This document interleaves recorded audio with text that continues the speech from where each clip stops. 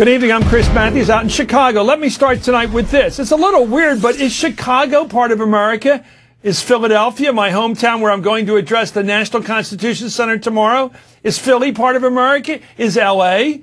Is San Francisco? Is Austin, Texas? The reason I'm asking this stupid question is because this partisan gunslinger, Ted Cruz, is out there today defining who is and who isn't an American. Remember Michelle Bachmann asking the press on this show to conduct a person-to-person investigation of who in the U.S. Congress is anti-American, while Cruz is worse. The same senator who suggested the nominee for defense secretary was taking money from the communists in North Korea now decrees what part of this country are in and which parts are out. Which parts are American and which parts aren't. This is McCarthyism writ large. Disagree with this guy and be prepared for the accusations. We are witnessing, I think, the greatest challenge to progressives, to moderates, and reasonable conservatives in modern memory. It's an indictment against the great majority of Americans. To compromise, he says, is bad. To support the law, he says, is wrong. To oppose his brand of right-wing politics is to stand accused by him of being un-American. Cruz returned to his supporters this weekend, where he got shouts of approval Saturday night from his most fervent backers.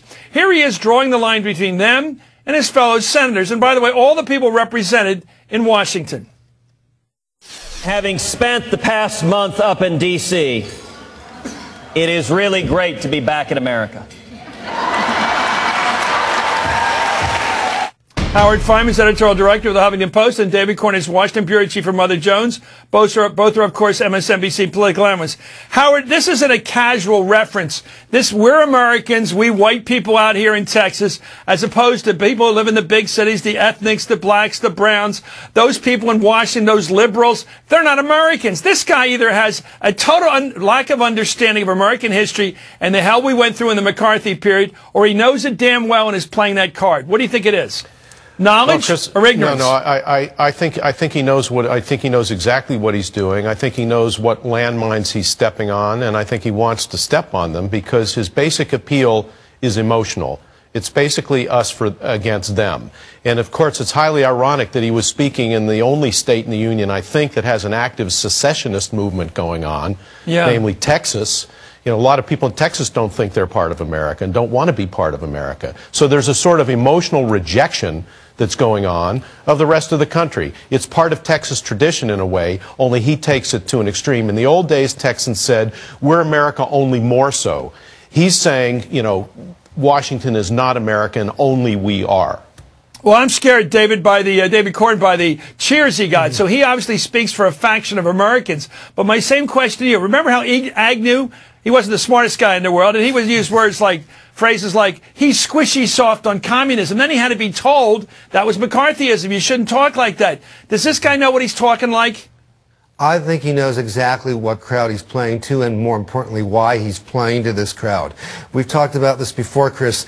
I think there's been a political, cultural war going on in this country. I think the election of Barack Obama exacerbated those tensions and made the people on the other side more paranoid, more upset about what they saw losing America. You can say there's a racial element or not. There's certainly a strong cultural element. And he's not just trying to lead the Tea Party effort. He's trying to lead this sort of cultural crusade against the rest of America. The last time we saw someone try to do this at a much smaller level was our pal Pat Buchanan in the 1996 GOP primary. Yeah, the speech in Houston. I mean, Ted Cruz has a much bigger platform. Well, what's his goal? Sorry for Pat, but he's much better at doing this. Well, Pat was a loudspeaker about his support for old values and all that, and tribalism, I think. But let me ask you this about somebody lightly says the guy's running for president. I'm not sure it's as simple as that. I think he's calling for a kind of an insurrection here, a political insurrection within the law, of course, but some kind of loud, Father Coughlin, Huey Long kind of right-wing thing. What is Chris, it? You have to understand where he's coming from. He's coming from a deeply cultural and religious place where his people believe that the federal government is an imposition. That it should have no control over family life, over commerce, and so forth. And also, he operates on the basis of division. He believes that the more division there is, the greater tumult there is, and the greater chance there is for a charismatic figure such as Ted Cruz to sort of be the magic figure I who agree. comes in. The man on the white horse. The man on the white horse who comes in. So it's his plan to sow division. He's not interested in accommodation. That's not part of his plan. And I'm not sure he's interested in the White House, because I can't believe he believes he'll ever get 270 electoral votes for his brand of right-wingism. Anyway, no, I disagree. I disagree. I thought you would. I'm always the odd man out. His dad is a evangelical preacher who has said repeatedly that my son is destined for greatness. I think, in the last couple of weeks we have seen Ted Cruz leapfrog over Rand Paul in terms of who has the best sail now for the far right of the Republican Party, which is where all the action is, and it's where a lot of the votes are going to be in 2016. So I think he really is looking to be a national leader. I don't know why you want to be a national leader if you're in elected office, unless you also are eyeing the White House. He has no doubts. I can say this, Chris. Having watched him, he has no doubts about wanting to be a national leader. It's strange, because even if he got elected president, he's never going to be elected. There's still a two-party system. We're never going to be a one-party state. So you still need compromise. I keep teaching that wherever I go in this country. Compromise is American. Yeah, let's take a look at this. Okay. If you've listened to Cruz over the last few weeks, you've noticed his rhetoric has remained the same. He's defending the American people against the train wreck, which is Obamacare. Let's watch the guy. I would do anything, and I will continue to do anything I can to stop the train wreck that is Obamacare. We're going to stand against the train wreck that is Obamacare. Stop this train wreck of a law. There is so much widespread agreement that this thing is a train wreck. I think our focus should not be on D.C. politics. It should be on the people who are getting hurt. My ire is focused on Obamacare because it's not working and it's hurting the American people. This fight was always about the American people who are hurting because of Obamacare. The deal that was reached last week was a lousy deal. It was a classic example of the Washington establishment selling the American people down the river. Well, Cruz says he's looking out for the American people. You heard him there. But take a look at his record in office. It points to other motivations. Look at his record. Cruz is trying to be the leader of the anti-Obama movement, not just Obamacare. In his short tenure, he voted no on the continuing resolution to fund the government. He was one of only 18 senators to do so. He voted no on the bipartisan immigration bill that was supported by people like John McCain and Marco Rubio. And that bill passed the Senate with 68 votes, pretty dominating there. He voted no on the farm bill that included funding for food stamps. He opposed the confirmation of the president's nominee to head the CIA, John Brennan. He did the same for Chuck Hagel, a Republican, to head the Pentagon. He opposed Jack Lew at the Treasury. And he's one of only 3 senators to vote against John Kerry to head the State Department.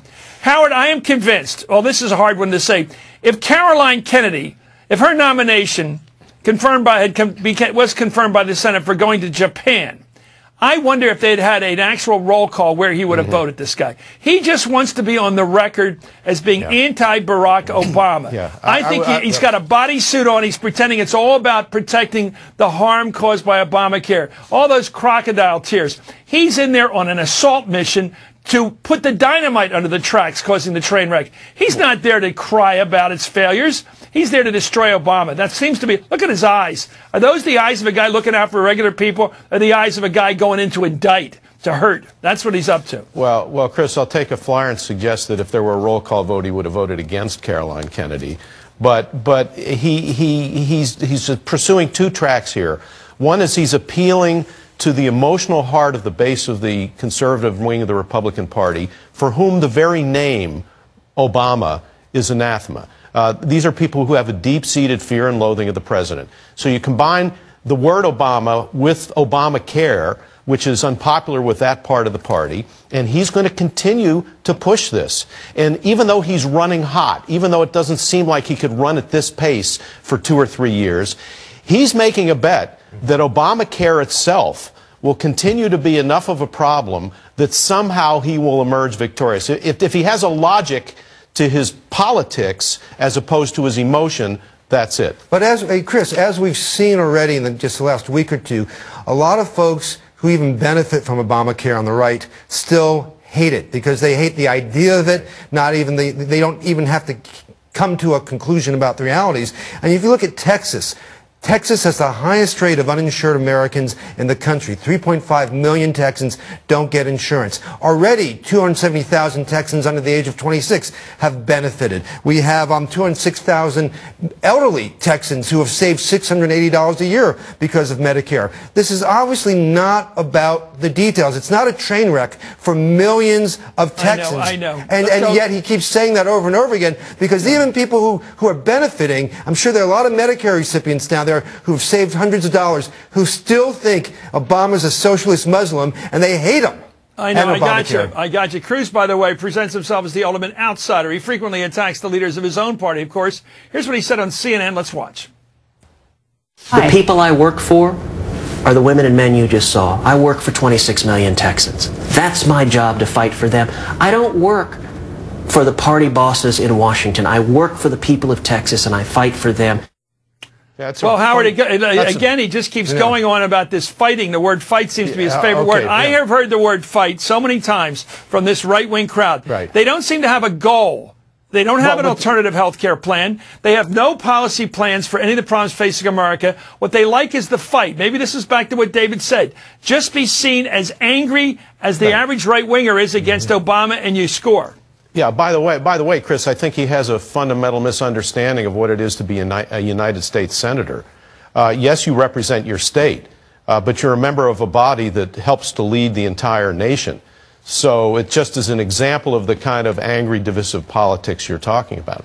And I think he has a warped view of reality, too. I think a lot of the Tea Parties do. There are 10 million Texans alone who have some degree of a pre-existing condition. So when he gets out there and says, I'm fighting for 26 million Texans, a lot of Texans he's actually fighting against. People who are benefiting or will benefit from Obamacare. But yet, he goes on, as he said last week, premiums across the country are going up for everybody. It's just not true. You can make policy arguments, libertarian arguments, Ayn Rand type arguments against Obamacare on ideological grounds, and we'll see how well things work a year from now, 6 months from now. But he's out there with rhetoric that is just has no basis in reality, and for his side, it doesn't matter.